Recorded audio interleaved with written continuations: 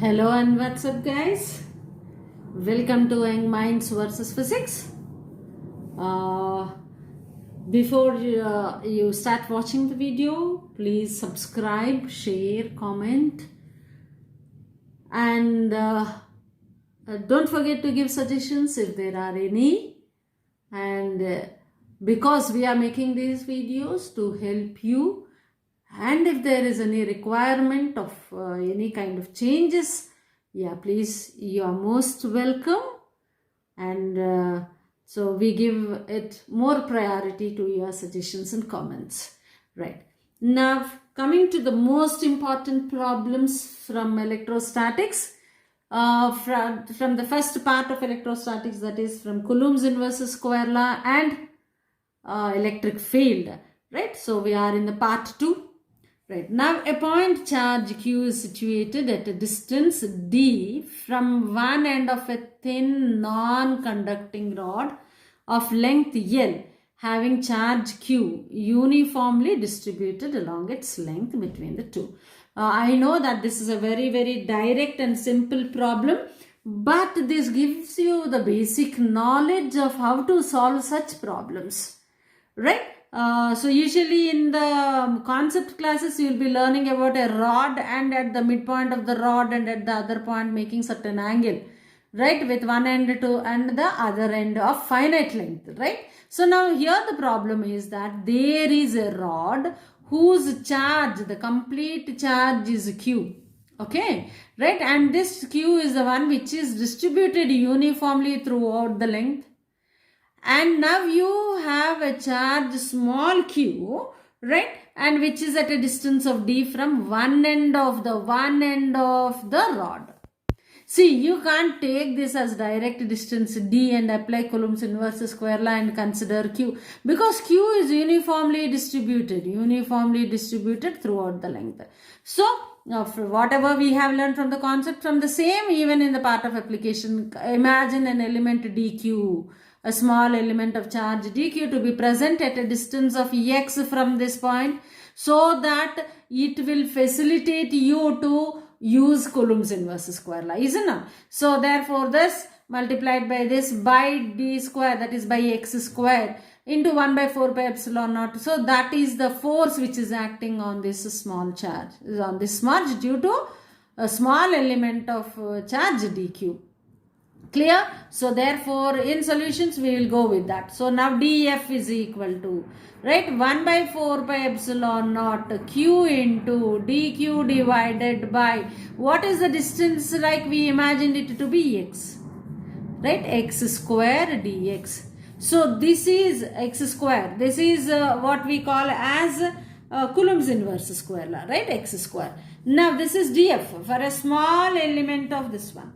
Now how to find out dq, because dq is the one which we don't know here, isn't it? dq is that which we don't know here. If lambda is linear charge density,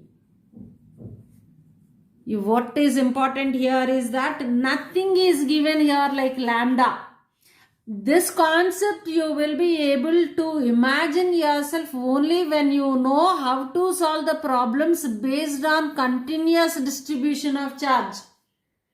So those who have not attended those, that means those who have not watched those videos, you can also watch that one, right? Continuous charge distribution, Coulomb's inverse square law and electric field, right? So in those concepts you will be learning about that. If lambda is the linear charge density, how do we define lambda? Lambda is equal to q by L, or that is equal to dq by dx. Like if dx is the smaller length, right? So in a complete length of the rod q by L, it is dq by dx. So therefore dx into, so how do we find dq? dq is equal to lambda dx. But what is lambda? Which is a constant given by q by L into dx, right? So q by L, that is the purpose of giving this L here, right? Not only for finding the distance but also to know, because instead of lambda he had given Q and L directly. So thus this Q dq has to be substituted here. This thought is very clear, is it not? Direct substitution of or direct application of Coulomb's inverse square. Finished. There you are done. You are perfectly alright if you reach to this conclusion. Now dq. dq can be determined just from linear charge density. That's all. Perfect. Right now df is equal to 1 by 4 pi epsilon naught q by x square as it is, and in place of dq you will be getting it as q by l into dx. So this is for a small element of dq or for a small length, because of the charge in the small length dx. This is the small force acting on this charge q. So therefore, to find out the net force, you are going to integrate it. Integrate from where to where? 0 to L. Integrate between 0 to L. Length you have considered it to be 0 to L. So therefore 1 by 4 pi epsilon naught q by x square q by L dx. Now you know now what to do. You have to remove all the constant terms outside. So let me do that. Q by 4 pi epsilon naught L. Right? And now this is like from where to where it is 1 by x square dx, right? So therefore it is 1 by x square dx. Right now this is the integral part, and the limits are from, see, 0 to L in the sense, what is this 0? This is the end, one end of the line.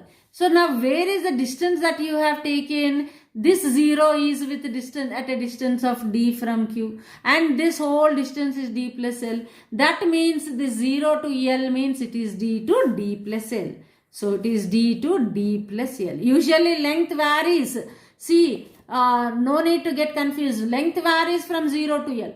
Now, but this 0 to L is a distance, because you are taking the distance here into consideration, right? So therefore that is why, because x square, x you are taking, and this distance x is varying from what distance? D to d plus L, because x is not given in the problem. In the problem d is given and L is given.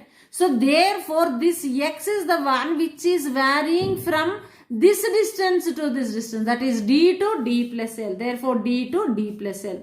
So 1 by x square dx, it is minus 1 by x. So thus it is equal to f is equal to 1 by 4 pi epsilon naught, that is q by 4 pi epsilon naught L, and now minus 1 by x between d and d plus L, between d and d plus L, that is equal to q by 4 pi epsilon naught L, and now minus 1 by d plus L and minus d. So therefore let's solve it. Is minus 1 by d plus L, right? Minus of minus, it will become plus d. So that is minus d plus L by d into d plus L, right? So therefore this is d will get cancelled. So minus L by, right?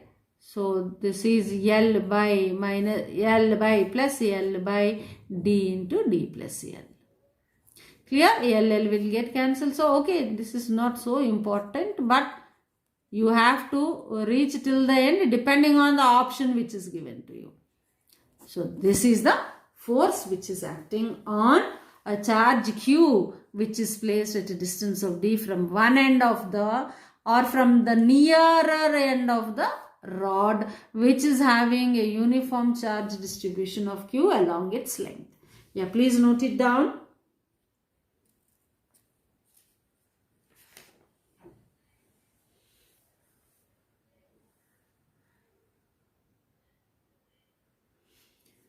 Yes, now let's go to the next problem. So this is something like a combination of fluid mechanics and electrostatics. Combination of fluid mechanics and electrostatics. So this one also we are going to divide the problem into two parts. Let us see how to divide it. two identical charged spheres are suspended by strings of equal length. Yes, you have two identical charges, right? Plus and plus I have taken, right? Identical they are same. So therefore charges are similar. Also masses are same. So the weights which are acting are vertically downwards. W is equal to mg and mg. Right, since two are of same charge, there will be a repulsive force between them. So therefore they don't align like this here. Hence they are separated by certain distance. Right, now the strings make an angle 30 degrees here, right? As because of Coulomb's electrostatic force of repulsion. So they are separated away from each other and thus making an angle of 30 degrees. Right, when suspended in a liquid. So now this is the status, the first status. So we'll take it as case 1 first. In case 1, if you observe what are the forces which are acting on these charges, that is important. Right, so they are in air medium, so there will be an electrostatic force of repulsion on both of them, and equal in magnitude the forces are of course acting oppositely, right directed. And now here weight mg is acting here, and now if you see that this is making an angle theta with the vertical, right? So therefore this is theta, right? So if this is the condition, now you can resolve the tension components, right? The tension in the string is always towards a fixed point, right? So therefore you will be getting one of the component here, right? That is T cos theta, and the other component acts here, which is T sin theta, thus keeping the system in equilibrium. This is the first part of the problem, right? Understanding the problem is important, right? T cos theta is equal to mg, they should get balanced, and F is equal to T sin theta, then only the system can be in equilibrium. The same is the case here also. Right, so therefore you will write it as T cos theta is equal to mg for the system to be in equilibrium, and T sin theta is equal to F. So therefore now 2 by 1 if you do, right, 2 by 1 if you do, tan theta is equal to F by mg. This is the first one. Tan theta is equal to F by mg, and if you take theta to be here, see it bisects, right? So it will be 15 degrees. Of course here it is not necessary for you to substitute. You will see further how we are going to solve the problem, right? This is the first part. Right, now coming to the second part of the problem, right? What is he saying? Okay, fine, this is the condition. Now he is saying that the whole thing is suspended in a liquid. Right, in a liquid of density 0.8 gram per cc. That means now the totality is in the liquid and the angle remains the same. Now why? So why is he talking about the angle now? Why is he talking about the angle? That is important, is it not? See, when you are suspending these two bobs in the liquid, due to buoyancy, right, or due to the upthrust, these balls have to be separated a little bit apart now again, right? So what is happening here is that because of that buoyancy, now the separation will increase. And another factor is there, that liquid, now till now the bobs are in air medium. Now they are in another dielectric medium where the dielectric constant of the liquid is that what we have to find out. Now when they are in dielectric medium, you know that F prime is equal to F by K. Is it not? Force, electrostatic force of repulsion here which is acting between these two bobs will be decreased K times. So that means when this is decreased, they have to move closer to each other. That means because of the dielectric constant, right, because of the dielectric medium, now these two bobs try to come closer. And because of the upthrust the bobs are experiencing, they move back. So that means whether they come closer or they move farther away from each other, that depends on the dielectric constant as well as the density of the medium. Is it not?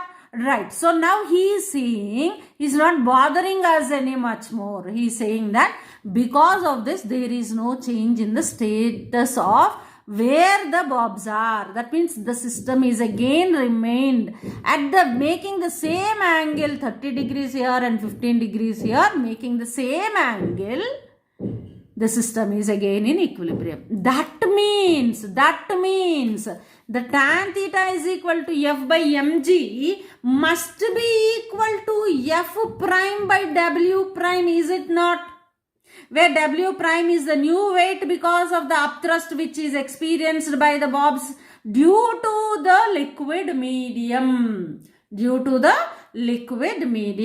And now what is W prime is equal to? So now you can write W prime is equal to the actual weight W minus the upthrust. What is upthrust is equal to, if volume of the bob is V, rho is the density and G, right? V rho G gives you the upthrust. V rho G gives you the upthrust, right? Now see here in the problem what is given? Density of the material 1.6 gram per cc is given to us, right? So now and here sphere, sigma of the sphere is given and rho of the liquid. What is the rho of the liquid? 0.8 gram per cc. That means this is given. Mass of the bob is not given. So mass can be again replaced with volume into density of the sphere, is it not? So volume into sigma of the sphere into G minus volume into rho of G, that is equal to Vg into sigma minus rho. So this is what it is. Okay, right. So now let us substitute here, because here m is given, let us convert the whole thing also into m, right? So we'll come to that part now. Right. So now the first case tan theta is given. Now tan theta is equal to F prime. What is F prime? F by K by W prime. F by K by W prime. Right. So therefore now F by K times of W prime. So that is equal to F by K. Now what is W prime in terms of mg? Right. In terms of mg, what is that one? Volume into this. Therefore I'll take here sigma common so that I can get m here. So this equation can be written as V is equal to V sigma G 1 minus rho by sigma. Is it not? Did I do any mistake? Nothing. Sigma will get cancelled. We are left with V rho G. Right? So therefore V rho G is now mg into 1 minus rho by sigma. 1 minus rho by sigma. So therefore this is mg into 1 minus rho by sigma. 1 minus rho by sigma. Okay, so that is tan theta. Now we equate these two. This is equation 2. This is equation 1. So therefore F by mg is equal to F by K mg into 1 minus rho by sigma. Beautiful. mg will get cancelled. K will get cancelled. Ff will get cancelled. We want only K cross multiplication. So you'll be going K here. So therefore K is equal to 1 by, right? K is equal to 1 by 1 minus rho by sigma. 1 by 1 minus rho by sigma. Now you can substitute that and simplify after substitution and simplification, because sigma is 1.6 and this is 0.8. You can see that it is of 2. So therefore you will be getting k value to be equal to 2. Right. Substitute and verify. Substitute and verify. Concept is important here. So I repeat the whole thing once again. A problem given here is that there are two spheres, identical spheres. Therefore the masses are equal, charges are equal, suspended in air. Right, since they are suspended in air, they should be under the force of gravity and should fall down vertically. But the strings which are supporting them will be making an angle theta at the center, at the point of suspension, because of the electrostatic force of repulsion acting between them. So thus they will be separated by, and they are at equilibrium here. Since they are at the equilibrium, the tension in the string can be resolved into T cos theta and T sin theta, balancing F and mg here, right? So therefore T cos theta is equal to mg and T sin theta is equal to F, and thus tan theta is equal to F by mg. This is the first stage.